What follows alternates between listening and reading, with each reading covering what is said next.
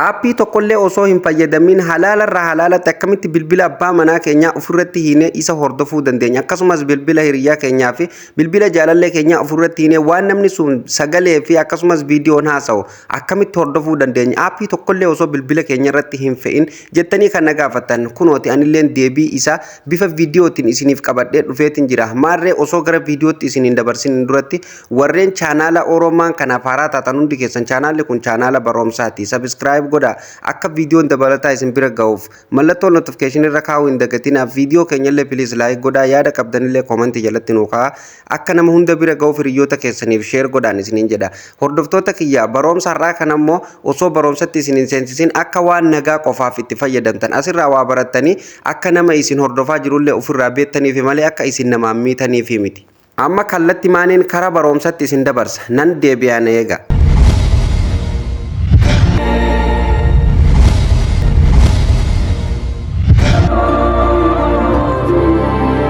Egaan hordoftoota fi kabajamtoota walitti deebinee jirra. Beeksisa viidiyoo kana waan nagaa qofaaf akka itti fayyadamtan duraan dursee isiniif dhaamuun barbaada. Asirraa waa barattanii namarratti akka shira yaaddaniif yookaan akka itti wal miitaniif miti.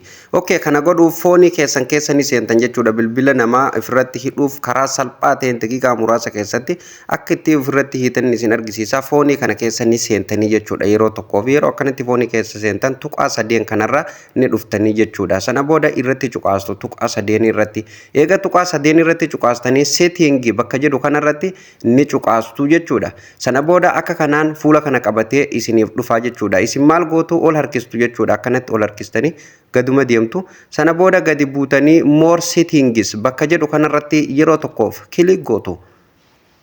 Ni eeggattu connection jechuudha. Ni eeggattu hamma kuno amma nu banamee jira. Sana booda akkanaan fuula kana qabatee dhufaa call forwarding kajoo kanarratti yeroo tokkoof ni cuqaasna. Sana booda akkanaan fuula kana qabatee dhufa waa lama qabatee nu dhufa voice call fi video call qabatee nu dhufa. Sagaleen hordofuu feeta moo viidiyoon hordofuu feeta jedhee nu gaafata jechuudha. Nu amma mee fakkeenyaaf kan barbaanne isin kan barbaadaniin hordofuu dandeessan. Ani amma fakkeenyaaf voice call ka jedhu kanaan hordofuu barbaada. Sagaleen hordofuu barbaada fakkeenyaaf voice call ka jedhu kanarratti yeroo tokkoof yeroo nan cuqaase gara fuula duraa nageessaa jechuudha. Akkasumas isinilleen step man isinitti argisiisu duwwaa ilaaltanii sirreeffatuu ni dandeessanii mi'a nama sagalee kanarratti cuqaasa. Sana booda akka kanaan ni mara ni eeggannaa jechuudha hanga inni nuuf banamu. Okay? Sana booda akka kanaan nuuf banama jechuudha. Amma nuuf banamee jira. Kan tokkoffarra jiru kuni allows forward ka jiru kun yeroo hundaayyuu hordofuu feetanii jedheen nu gaafataa jechuudha. Eeyyee jenneen isumarra yeroo nu hordofne akka lakkoofsatti guutannu nu gaafataa jechuudha. Amma lakkoofsasitti guunna.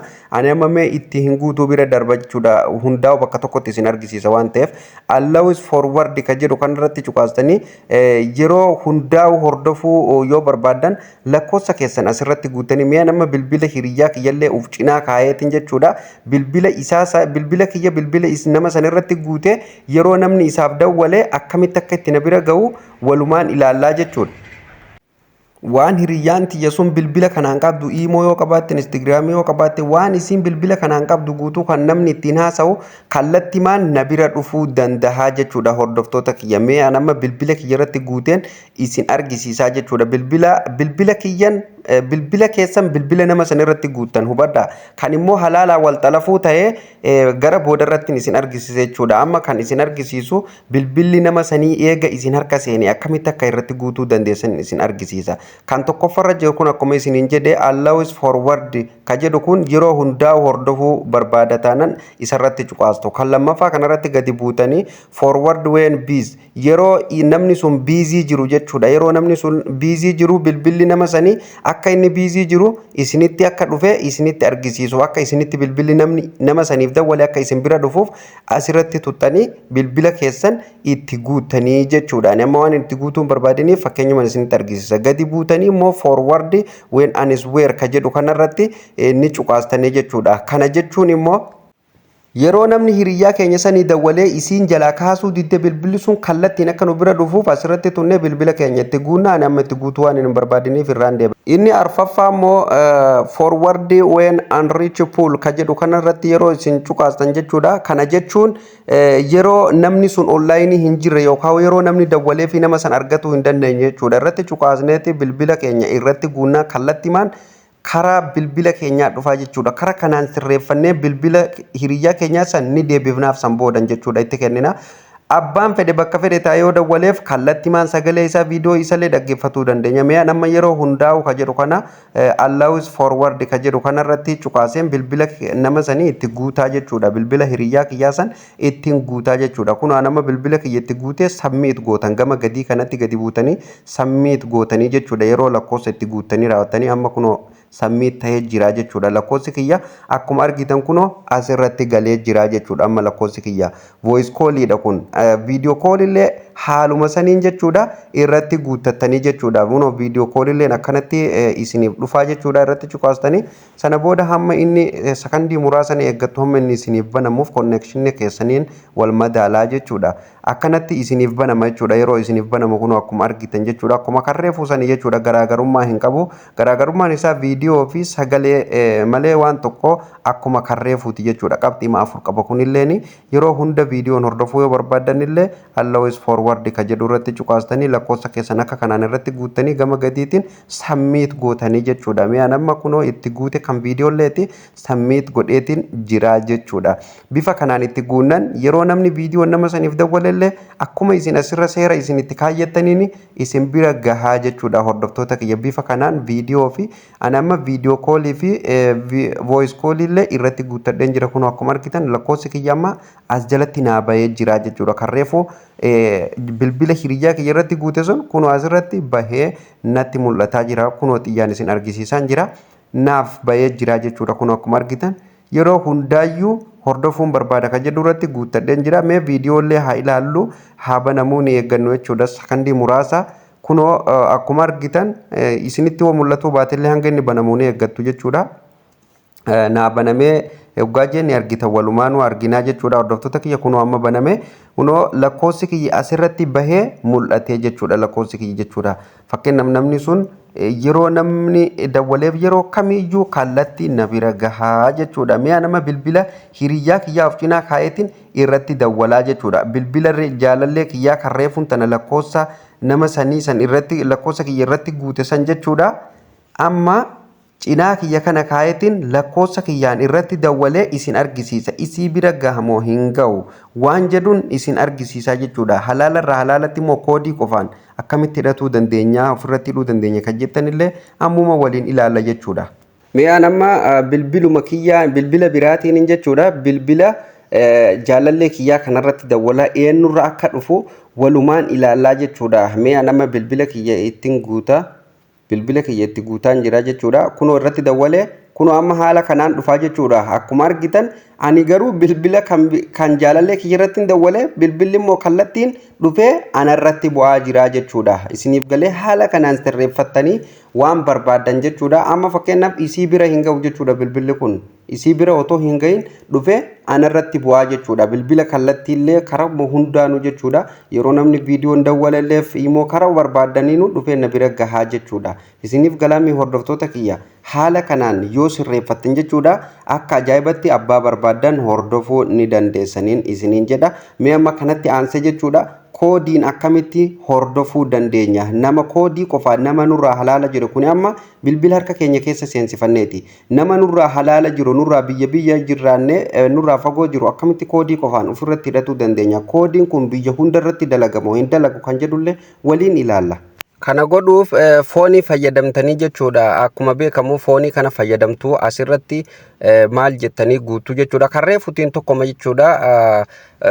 Koodiitu garagara malee jechuudha. Karree fuutiin tokkoma. Asirratti wanti isin himuu barbaadu hiriyyaan keessan sun hayyama isaati yoo isiniif galcheefi yookaan jaarsa keessan yookaan abbaa manaa keessan tahee ayyamaan jechuudha wal tahiin nama siin haasawuun barbaada ofirratti na hidhuu qabda yookaan lakkoofsa kiyya ofirratti hidhuu qabda jettaniin akkasitti yoo inni hayyama isaatiin isiniif galche jechuudha. Sana godhuuf urjii gootanii jechuudha 20 takka gootanii ammallee urjii gootanii lakkoofsa abbaa barbaadanii san itti galchitanii jechuudha. Asitti lakkoofsa mi'a nama lakkoofsa abbaa barbaadee itti galcha. Sana booda macarrashaa irratti maslaala tuttanii jechuudha riqichanii tuttu. Sana booda irratti bilbiltuu jechuudha. Lakkoofsi nama sanii guutummaan guututti asirratti lakkoofsi keessan asirratti guutummaan guututti kunoo amma successful nuun jedhee jira jechuudha.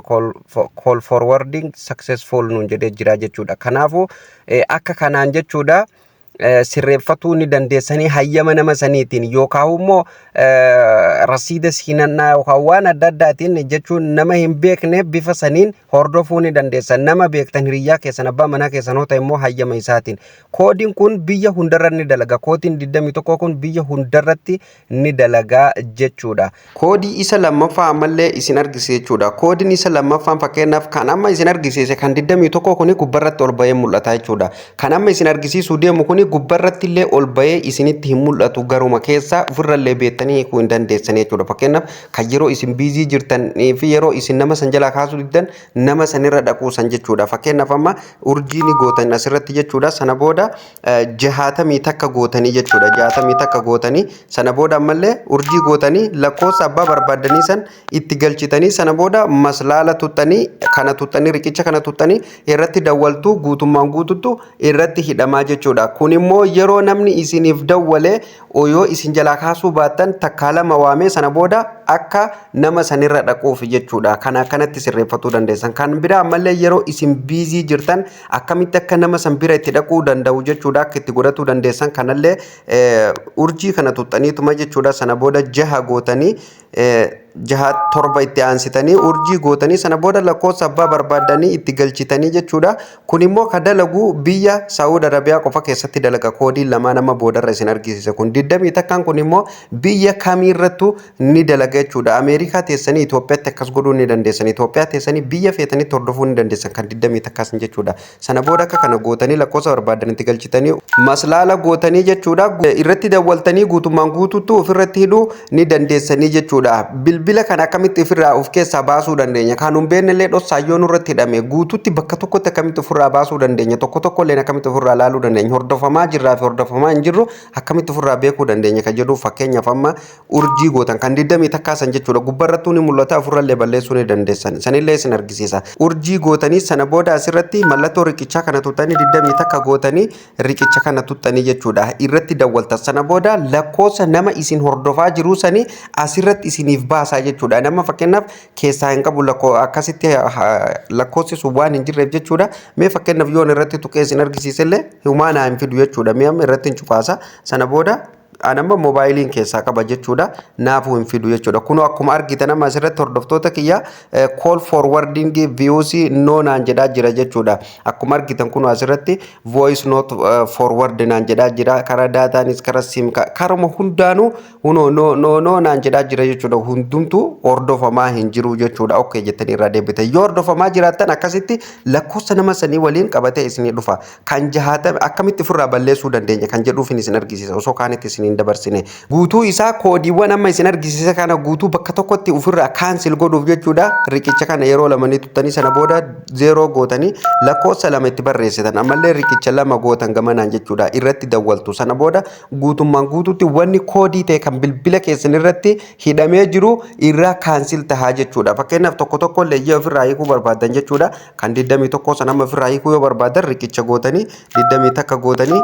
sana booda riqicha gootanii irratti dawwaltanii ni hiikamaa jechuudha. Akkasumas kan 60 takkaallee jechuudha. Ifirraa yoo laalullee yoo barbaadan mallattoo urjii gootanii riqichatti aansitanii akkasumas 60 takka akkuma reefuun tanitti hiitan san jechuudha. Tuttanii jechuudha. Kana tuttanii yoo irratti dawwaltan lakkoofsa nama isin hordofaa jiru isiniif baasaa jechuudha. Ofirraa balleessuuf immoo guutuutti ofirraa balleessuuf kanallee maslaala goota mallattoo riqichaa gootaniituma jechuudha. 61 gootanii jechuudha. Riqicha gootanii ifirraa hiikuu dandeessanii jechuudha. Kan 67 kan reefu isiniin jedhilleen akkasuma riqicha gootanii ifirraa hiikuu yoo barbaadan jechuudha. 67 gootanii jechuudha. Akkanatti irratti dawwaltanii guutuun guutuutti ifirraa hiikuu ni dandeessaniin isiniin jedha hordoftoota fi kabajamtoota. Egaan hordoftoota kiyya akka isin gammachiisuu fi akka waa irraa hubattan abdiin qaba jechuudha. Viidiyoo kana ilaaltanii keessaa ba'uu qofa osoo hin taane chaanaala dinqii fi barsiisaa keessan kana jajjabeessitanii akka milee taataniif jechuudha. Chaanaala kana subscribe godhaatii mallattoo notification irra kaa'uu hin dagatinaa viidiyoon dabalataa akka isin dhaqqabuuf. Please viidiyoon kun illee illee akka nama baay'ee bira ga'uuf like tuqaa viidiyoo keenya yeroo kamuu jechuudha. Akkasumas hiriyoota keessaniif kan beekne irraa baratu share godhaafin isiniin jedha. Yaada fi komii qabdan illee komentii jalatti nuuf barreessuu hin dagatinaa. Gaafii adda addaa kan na gaafattan jechuudha. Gaafii fakkeenyaaf waan as keessatti ani hin hojjetin na gaafadhaa malee waan as keessatti hojjedhe jechuudha. Bakka viidiyoo jedhu kana tuqaati jala deemaa barbaadadhaa sirreeffadhaa yookaan kallattiin argatuuf jechuudha. Waan hundaa'u mata duree irra kaayetiin as jala isiniif kaayee jira. Bakka playlist jedhu kana tuqaati mata duree barnoota feesbuukaa barnoota yuutuubii akkasumas waa baay'eetu jira jechuudha keessa. Kanaafuu asiin deemtanii waan barbaadanillee sirreeffatuu ni dandeessanii achumaan chaanaala keenya lammaffallee kan hin beekne please subscribe nuuf godha. Chaanaalli kunis chaanaala keenya baroomsa baay'eetu irratti darba gar fuulduratti jechuudha. Barnoota qulqullina qabuun asirratti illee isiniif gadhiisa jechuudha. Please chaanaala kanallee subscribe godha. Abaa'otu bakka jedhu irratti cuqaastanii jechuudha. Mallattoo telegiraamii jala kanatti ni argattanii irratti cuqaastanii gaafii barbaadanillee kallattiin gaafatuu ni dandeessanii. Telegiraamallee join godhaati achumaan guruppiitti dabalamaa waan barbaadan gaafadhaa. Viidiyoo keessanillee yoo barbaadan waan barbaadan achirratti beeksifatu ni dandeessan. Gurgurtaa kamuu achirra beeksifatu ni dandeessaniin isiniin jedha hordoftoota kabajamtoota. Egaan viidiyoon har'aaf qabadhelleen asumarratti kan raawwatu ta'a. Viidiyoo itti aanuun amma walitti deebinutti turtii gaarii qabaadhaa.